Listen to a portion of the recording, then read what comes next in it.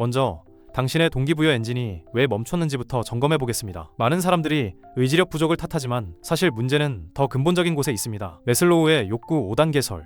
길거리에 배고픈 예술가에게 명예로운 예술가상 트로피를 준다면 어떨까요? 아마 샌드위치와 바꾸자고 할 겁니다. 매슬로우는 인간의 욕구에는 단계가 있다고 말했습니다. 맨 아래 생리적 욕구부터 안전 욕구, 소속 욕구, 존경 욕구, 마지막으로 자아 실현 욕구까지 피라미드처럼 쌓여 있죠. 아래 단계가 충족되지 않으면 그 위에 존경이나 자아 실현은 뜬구름 잡는 소리일 뿐입니다. 현실을 보면 이해가 쉽습니다. 월세에 허덕이는 신입사원에게 자아 실현에 대해 이야기하는 것은 배고픈 사람에게 미술 강의를 하는 것과 같습니다. 기본적인 안전과 생존이 보장되어야 더 높은 차원의 동기가 작동하기 시작합니다. 지금 당신이 번아웃에 빠졌다면 가장 먼저 점검할 것은 나는 잘 먹고 잘 자고 안전한가입니다. 기본 욕구가 충족되지 않으면 더 높은 단계의 동기는 작동하지 않기 때문이죠. 허즈버그의 두 요인 이론. 드디어 월급이 올랐습니다. 딱 일주일 행복하죠. 하지만 금세 익숙해지고 다시 일하기 싫어집니다.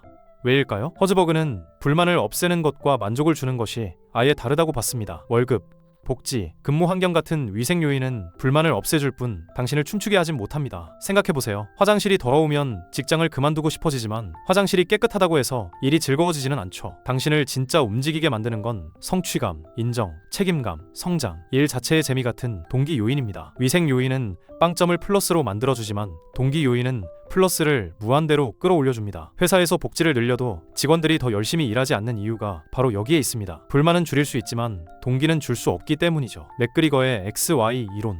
당신의 상사는 당신을 어떻게 보나요? 인간은 원래 게으르니 채찍질해야 한다고 믿는 X 이론 상사인가요? 아니면 인간은 스스로 성장하길 원하니 기회를 만들어줘야 한다고 믿는 Y 이론 상사인가요? X 이론 관리자는 직원들을 끊임없이 감시하고 통제하려 합니다. 지각 체크, 업무 보고서 작성, 세세한 지시사항들로 가득하죠. 반면 Y이론 관리자는 목표만 명확히 하고 방법은 직원에게 맡깁니다. 놀라운 건 당신이 사람을 어떻게 보느냐에 따라 그들이 진짜 그렇게 변해간다는 겁니다. 이를 피그말리온 효과라고도 하죠. X이론으로 관리받은 직원은 정말 수동적이 되고 Y이론으로 대우받은 직원은 능동적으로 변합니다. 더 중요한 건 당신이 자신을 어떻게 보고 있느냐입니다. 스스로를 채찍이 필요한 X인간으로 보고 있다면 외적 동기에만 의존하게 됩니다. 하지만 자신을 기회만 주면 날아오를 Y인간으로 본다면 내적 동기가 폭발하게 되죠. 자기 결정 이론. A팀에겐 100만원의 보너스를, B팀에겐 여러분이 원하는 방식으로 자유롭게 프로젝트를 해보세요 라는 선택권을 줬습니다. 누가 더 놀라운 결과를 만들어낼까요?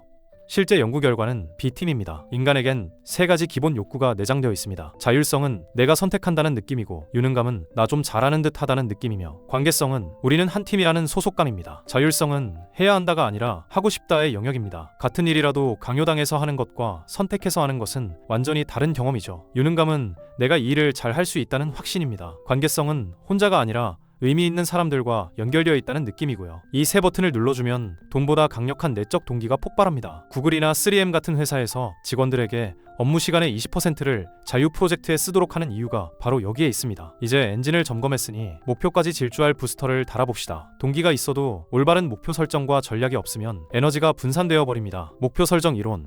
올해는 운동 열심히 해야지.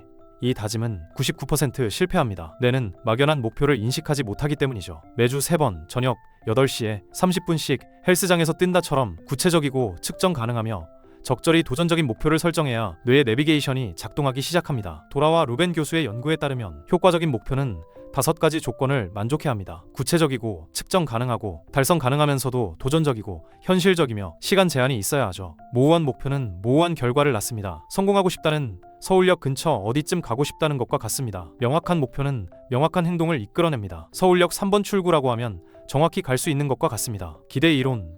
동기부여는 3가지 믿음의 곱셈입니다. 내가 노력하면 성과가 나올까라는 기대, 그 성과를 내면 진짜 보상을 줄까라는 수단성, 그 보상이 나한테 매력적인가라는 유의성입니다. 이 중 하나라도 0이면 동기는 0이 됩니다. 수학의 곱셈과 같죠. 아무리 열심히 해봐야 성과가 안 나올 것 같다거나 성과를 내도 인정받지 못할 것 같다거나 그 보상이 별로 매력적이지 않다면 움직이지 않게 됩니다. 당신이 움직이지 않는 건 이 연결고리 어딘가가 끊어졌기 때문입니다. 어느 부분이 문제인지 정확히 진단해야 해결책을 찾을 수 있습니다. 공정성 이론. 연봉 5천을 받는 당신 만족스럽습니다. 그런데 입사 동기가 7천을 받는다는 걸 알게 된 순간 갑자기 회사가 가기 싫어집니다. 왜일까요? 인간은 절대적인 보상보다 상대적 공정성에 훨씬 민감합니다. 내가 노력한 것 대비 결과물의 비율을 끊임없이 남과 비교하죠. 애덤스의 공정성 이론에 따르면 우리는 항상 이런 계산을 합니다. 내 산출 나누기 내 투입은 타인의 산출 나누기 타인의 투입과 같나? 이 균형이 깨지는 순간 불공정함을 느끼고 동기가 바닥으로 떨어집니다. 흥미롭게도 자신이 과도하게 보상받는다고 느껴도 불편해합니다. 물론 자신이 적게 받는다고 느낄 때만큼은 아니긴 하죠. 불공정함은 동기부여의 가장 큰 적입니다. 같은 일을 해도 다른 대우를 받는다고 느끼는 순간 아무리 좋은 동기부여 프로그램도 소용없어집니다. 공정성이 보장되어야 다른 동기부여 요소들이 제대로 작동하기 시작합니다. 플로우 이론. 게임을 하다가 밤을 새운 경험 있으신가요? 그게 바로 플로우 상태입니다. 내 능력과 과제의 난이도가 절묘하게 맞아떨어질 때 우리는 시간에 대한 감각을 잃고 극도의 몰입을 경험합니다. 칙센트미아이가 발견한 플로우의 조건들을 보면 명확한 목표가 있고 즉각적인 피드백이 있으며 도전과 기술의 균형이 맞아야 합니다. 너무 쉬우면 지루하고 너무 어려우면 불안하고 포기하게 되죠. 플로우 상태에서는 자의식이 사라지고 행동과 의식이 하나가 되는 마법 같은 경험을 하게 됩니다. 시간은 빨리 지나가고 피로는 느끼지 못하며 외부의 방해도 들리지 않습니다. 당신의 일이나 공부를 플로우 상태로 만들 수 있다면 동기부여는 더 이상 필요 없습니다. 그냥 재밌기 때문이죠. 일이 놀이가 되는 순간 모든 것이 바뀝니다. 이제 동기부여에 대한 근본적인 관점을 바꿔봅시다. 지금까지의 이론들이 동기의 메커니즘을 다뤘다면 이제는 동기의 본질에 대해 이야기해보겠습니다. 내재적 동기 대 외재적 동기. 그림 그리기를 좋아하는 아이에게 그림 한 장당 1,000원을 주기 시작하면 어떻게 될까요? 처음엔 신나서 그리지만 나중엔 돈을 주지 않으면 그리지 않게 됩니다. 재미라는 내재적 동기가 돈이라는 외재적 동기에 밀려나 버린 거죠. 대시와 라이언의 연구는 이를 명확히 보여줍니다. 보상은 단기적으로 효과적이지만 장기적으로는 창의성과 자발성을 갉아먹을 수 있습니다. 내재적 동기는 활동 자체에서 나오는 즐거움, 흥미, 만족감입니다. 외재적 동기는 활동 외부의 보상이나 처벌이죠. 진정한 몰입과 성장, 그리고 지속 가능한 성과는 내재적 동기에서 나옵니다. 하지만 외재적 동기가 무조건 나쁜 건 아닙니다. 내재적 동기를 지원하는 방향으로 사용되면 오히려 시너지를 낼 수 있습니다. 예를 들어 정보나 인정을 주는 보상은 내재적 동기를 높일 수 있습니다. 성취 동기 이론. 100점을 맞기 위해 공부하는 사람과 F학점을 피하기 위해 공부하는 사람은 접근법이 완전히 다릅니다. 성취 동기가 높은 사람들은 어려운 문제에 도전하며 성취감을 느끼지만 실패 회피형은 쉬운 문제만 풀며 안도감을 느낍니다. 같은 결과라도 과정에서 느끼는 감정과 학습하는 방식이 정반대죠. 맥클랜드의 연구에 따르면 성취 동기가 높은 사람들은 적당한 위험을 선호하고 개인적 책임을 지려하며 구체적인 피드백을 원합니다. 반면 실패 회피형은 매우 쉽거나 매우 어려운 과제를 선택해서 실패의 책임을 피하려 합니다. 당신은 어떤 사람인가요? 무언가를 얻기 위해 움직이는 사람인가요? 아니면 무언가를 잃지 않기 위해 움직이는 사람인가요? 이는 당신의 모든 행동 패턴을 결정하는 뿌리입니다. 진전의 법칙. 테레사 아마빌 교수가 수년간 수천 명의 직장인을 연구한 결과 가장 강력한 동기부여 요인은 진전이라고 밝혔습니다. 거창한 성공이 아닙니다. 어제보다 딱 한 걸음이라도 앞으로 나아갔다는 느낌입니다. 매일 할 일 목록에 체크 표시를 할 때 느끼는 그 작은 희열, 문제를 하나 해결했을 때의 성취감, 새로운 기술을 익혔을 때의 뿌듯함이 우리를 계속 굴러가게 만드는 진짜 연료입니다. 작은 승리의 축적이 큰 성취보다 더 지속 가능한 동력을 제공합니다. 마라톤 선수가 42.195km를 한 번에 뛰는 게 아니라 1km씩 42번 뛰는 것처럼 큰 목표도 작은 진전들의 연속이죠. 중요한 건 진전을 매일 체감할 수 있는 시스템을 만드는 것입니다. 큰 목표를 작은 단위로 쪼개서 매일 성공 경험을 쌓아가는 거죠. 인지평가 이론과 자기 효능감 이론, 동기 크라우딩 이론.